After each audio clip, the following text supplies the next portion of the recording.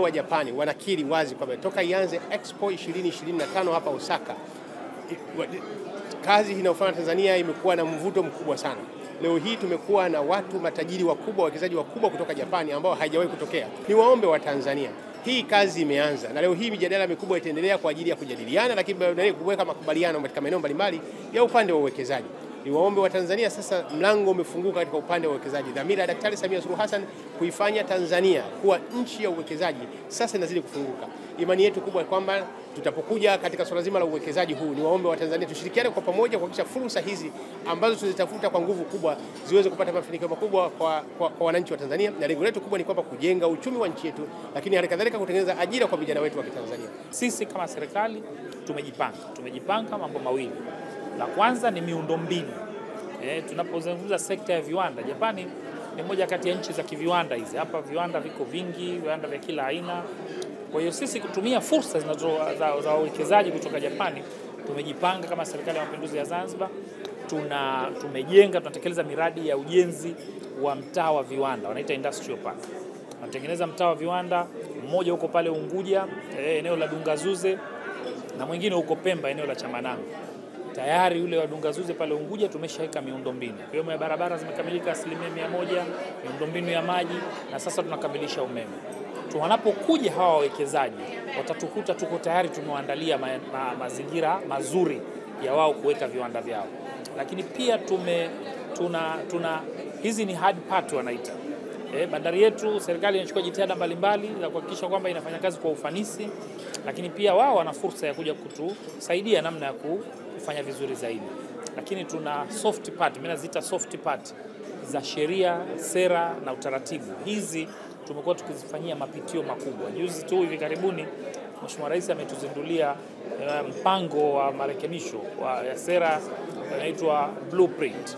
Hii imeenda kuainisha maeneo yote ambayo yana ukakasi ya kisheria, ya kitaasisi na ya kiufanisi. Sisi kama Mamlaka ya Maendeleo ya Biashara Tanzania tuna jukumu la kuhakikisha tunatangaza fursa, biashara na kila aina ya huduma ambazo tunatoa sisi Tanzania kwa nchi mbalimbali. Lakini tuna uwezo wa product gani ni sehemu yetu. Kwa hiyo tumeandaa hili kongamano kwa ajili ya kuhakikisha hawa wafanyabiashara na makampuni ya Japani, makampuni makubwa wote tusiwe tunashiriki tu upande mwingine kule tunashiriki maonyesho, lakini leo tuwakusanye hapa wote.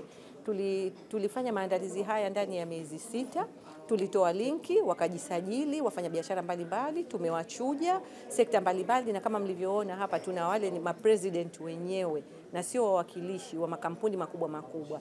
Lakini kabla hata hatujamaliza, kuna faida kubwa ambayo tayari tumeshapata na ni mafanikio kwetu, kama mlivyoshuhudia jumla ya memorandum of understanding 6 za makampuni makubwa ikiwemo afya, lakini makubaliano 2 mmesikia kwamba TIC na JICA kuna ofisa wamemtoa mtaalamu wa kushauri ili uwekezaji wa Japani uzidi kule Tanzania. Kwa hiyo ni sehemu ambayo tumefanya kongamano hili ni muhimu sana, na tumefanya kwa ajili ya tunaita strategically kwa ajili ya kuhakikisha tuna win zile fursa zilizopo hapa Japan. Na tunaendelea sasa hivi hadi mchana, ikifika saa 9 hapa tumemaliza, lakini tutakuwa tuna mafanikio makubwa sekta zote. Na sekta kama mlivyoziona tumekuja na sekta 8. Sekta ya nishati, kilimo, madini, biashara, uchumi wa bluu, pamoja na biashara za huduma za kibenki. Kwa hiyo tuko hapa pamoja na kupromoti utalii. Kwa hiyo tuko hapa kwa ajili ya kuhakikisha kila sekta Tanzania tunaondoka na fursa wakati tukimaliza maonyesho haya ya Expo 2025 Osaka, Kansai, Japan, kama fursa ambazo na mafanikio tuliyoyapata kupitia ushiriki wetu wa Expo 2020 Dubai. Kupitia kongamano hili ambalo baadaye sasa wafanyabiashara watakaa pamoja wa Tanzania na Japan, litafungua milango zaidi ya ushirikiano kati ya wafanyabiashara wa Tanzania na hapa Japan. Malengo ni kuwawezesha kukaa pamoja, kila mmoja aeleze sekta anayofanyia kazi, lakini hasa tunahitaji Watanzania wapate nafasi ya kuungana pamoja na ndugu zetu wa hapa Japani, kufungua makampuni, kuandikisha uwekezaji.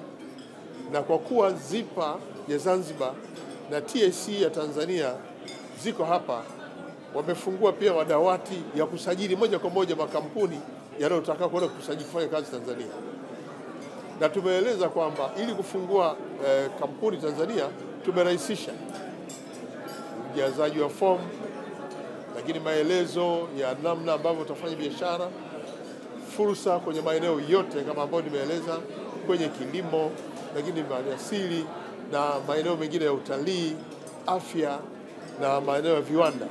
Yote haya tumefungua milango.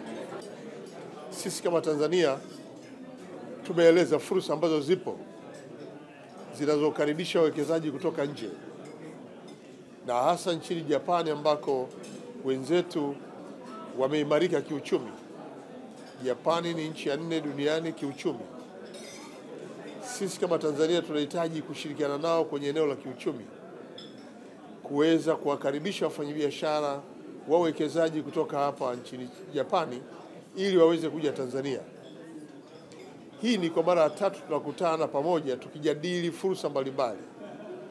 Kwa mara ya kwanza tulipokuwa kwenye kikao cha Japani na nchi za Afrika TICAD, tuliweza kupata nafasi ya kukutana na wafanyabiashara, tukawahamasisha, tukawakaribisha Tanzania. Kwa mara ya pili timu ya wafanyabiashara kutoka nchini Japani walikuja Tanzania, tukakaa nao, tukazungumza nao pamoja na private sector ya Tanzania ili kuweza kujiunganisha pamoja, kupata uzoefu, kuonyeshana fursa na kujenga ushirikiano katika kufanya biashara za pamoja. Leo ni kwa mara ya 3. Hii tunajiimarisha zaidi kwa sababu tayari tumeonyesha ongezeko la biashara kati ya Tanzania na Japani. Ongezeko hili limeanza kuleta manufaa kwetu sisi kama Tanzania, ambako tunajikita kwenye sekta ya kilimo, afya, viwanda, lakini pia nishati. Haya ni matokeo mazuri ya jitihada zinazofanywa na marais wetu, Rais wa Jamhuri ya Muungano wa Tanzania Mheshimiwa Dr. Samia Suluhu Hassan, lakini Rais wa Zanzibar na Mwenyekiti wa Baraza la Mapinduzi Mheshimiwa Dr. Hussein Ali Hassan Mwinyi. Wamewezesha sekta ya uwekezaji kukua na kupata mafanikio na wamekuja Tanzania. Makubaliano yetu ambayo tumeyafanya kwenye mikataba 6 ambayo wanajenga mahusiano ya ushirikiano katika kupanua wigo wa kufanya kazi pamoja. Kupitia makubaliano haya yatawezesha sasa kila mmoja kujifunza kutoka kwa mwenzake kisheria, badala ya kuwa nakubaliana bila sheria. Hii inafuata sheria, kanuni na taratibu katika kufanya kazi pamoja. Huu ni mwendelezo wa mahusiano mazuri tulionao kati ya Tanzania na serikali ya Japani katika kufanya kazi mbalimbali kwenye maeneo mbalimbali ikiwemo na uwekezaji. Na matarajio yetu ni kwamba baada ya kukamilika kwa Expo 2025 tutapata mafanikio makubwa kiuchumi, biashara itapanda, bidhaa zetu za Tanzania zitapata masoko, lakini pia bei itakuwa mzuri kwa sababu Japani ni nchi ambayo pia ina Wajapani wengi na wote wanahitaji huduma hizo kutoka kwetu.